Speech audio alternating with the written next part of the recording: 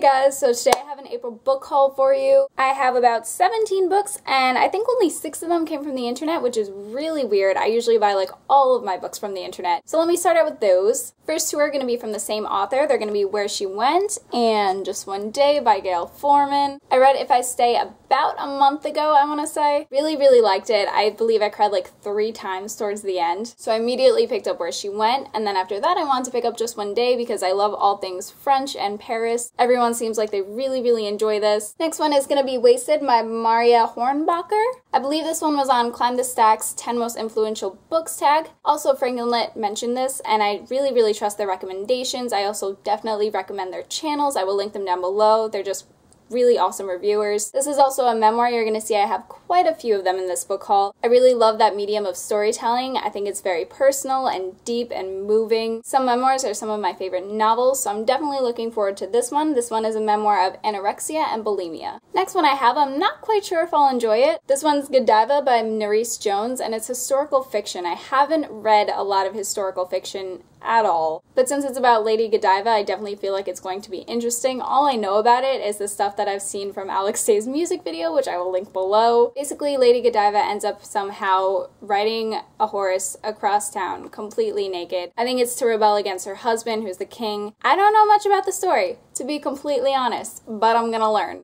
This one John Green recommended in a video about 2 to 3 years ago. It is Jerk California by Jonathan Friesen. It is a coming-of-age story about a boy with Tourette's syndrome, and the author also has Tourette's syndrome. So this should be a very unique and personal take on it, and I'm definitely looking forward to this.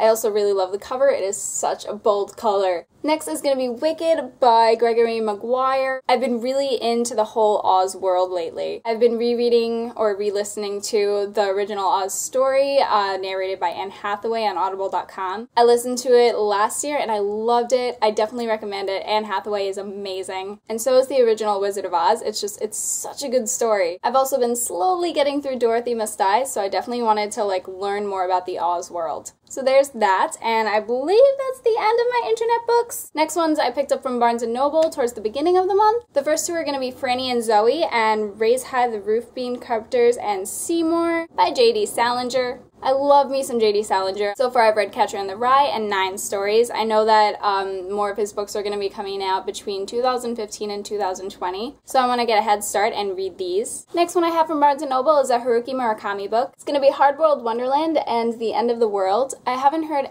anything about this book. I have Norwegian Wood, and I'm definitely going to start with that because I heard it's a good book to start out with. This one just had this ridiculously interesting title, and I'm sure it's going to be crazy, and I'm so looking forward to it. Next one is I Capture the Castle by Dodie Smith. This one's a classic that just came into reprint, and apparently it's phenomenal. J.K. Rowling says this book has one of the most charismatic narrators I've ever met.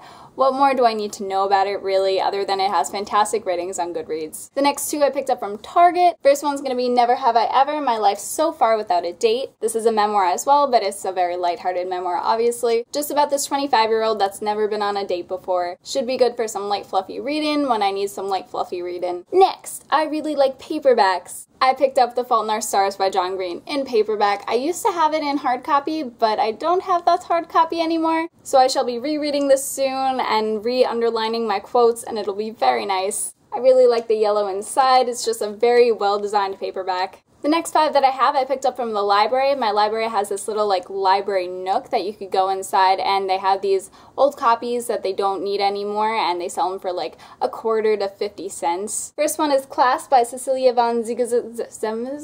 She's the author of the Gossip Girl series. I have the entire series up here. It forms a Serena smile. You might have seen it in my other videos. This one is about some college students. It's going to be one of those light, girly reads that I will probably really enjoy, and it's also really tiny. Really excited. Didn't even know that this book existed before I saw it in the Nook. Next one is Becoming Anna by Anna J. McKenna. It's another memoir. Surprise! This one's about a girl, and her family is very abusive, and she's been committed to many mental institutions, and she's only 16. One of those sad memoirs right here. Another sad memoir, Beautiful Stranger by Hope Donahue. It's a memoir about this girl who's obsessed obsessed with perfection. By the time that she was 27, she had over 7 plastic surgeries. So this seems interesting. This one's called Last Chance by Fiona Maisel. Here's the thing, it doesn't have that great of ratings on Goodreads, but I feel like I've seen this in a lot of different places. This cover just seems really familiar to me, and the inside, like, smaller summary just seems really interesting as well. One of the most distinctive debuts of recent years, a rollicking comic novel about, in no particular order, plague,